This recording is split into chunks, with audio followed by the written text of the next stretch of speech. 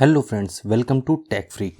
So friends, in the previous videos we discussed this package java.util.functions and we discussed almost all the interfaces.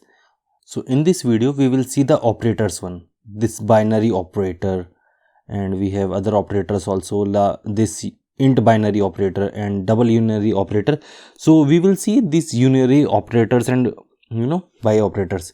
So the basic concept of these operators are very simple. They are almost similar to functions, but in this we have input and output, both are fixed. Okay, so if we know that we need to provide the int value and the output is int, then we can simply use operators in place of functions.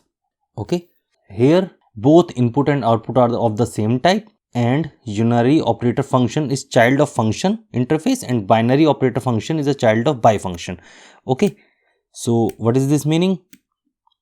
So we have this unary operator t extend function tt. Okay, so and you can see the input is t and the output is also t and the method is apply. Okay, so this is the example of unary operator. So as you can see, we are using string and the input is a string and the output is also a string. Okay, so let's see the example for the same.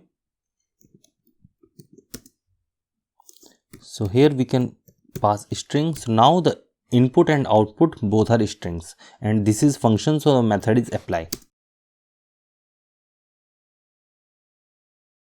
So this is a string, so let's print hello before this string.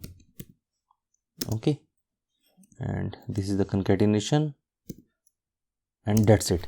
So the input is a and the output is hello a, so both are string.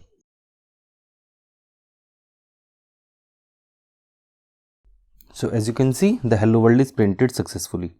So here we define t, so t could be int, string, double, anything. So we have specialized also, so like this int unary operator. So we know the input is integer and the output is also integer. Okay, similarly we have long unary, double unary. So let's see the example for the same. So now we know the type is integer. Okay, so int unary operator. Okay, so because this is int, so we don't need to pass this kind of generic.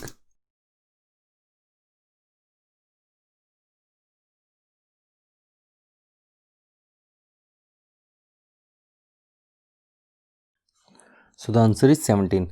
So the difference between unary and int unary is simply, here we can use anything like string and int and double, but the typecasting and other things are happening there, so this is a heavy operation. But if we know that this is an integer type, then we can directly use this. Okay, so similarly we have long unary and double unary also. So let's see the binary operator. So binary operator is exactly same, but here we have these two inputs and the output is also same. Okay, so this is the example, binary operator integer. So we pass two things, a and b, and the sum is also integer. So this is the example, cover this also.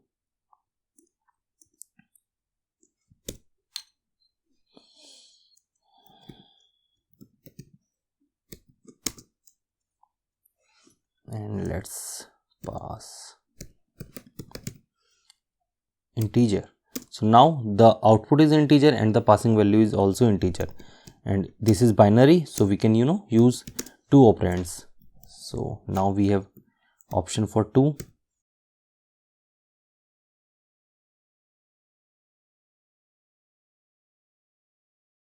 Okay, so the output is 15. So let's pass some other value like double. So this will give me error. Okay, because it is a double and we are using binary operator with the integer. So this is a binary operator. So like we have this int unary, similarly we have int binary also, which take two arguments, and similarly we have these long binary and double binary. So let's see the example of int binary, so in which we need to pass two values, both are int and the output is also int. So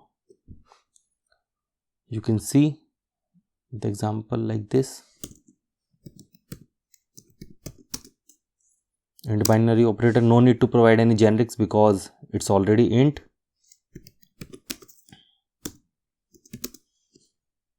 And because it's a binary, this can handle 2 values.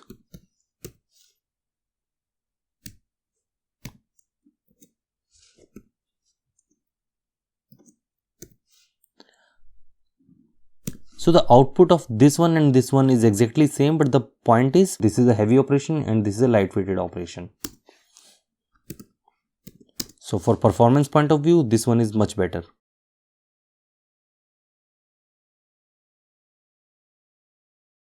Okay, so the output is fine. So similarly, we have double binary and long binary also. Okay, so this is the end of slides. So now we cover almost all the interfaces and all the interfaces are complete. So for now it is fine. If you like the video, you can hit the like button, share the video, and don't forget to subscribe. Thanks for watching.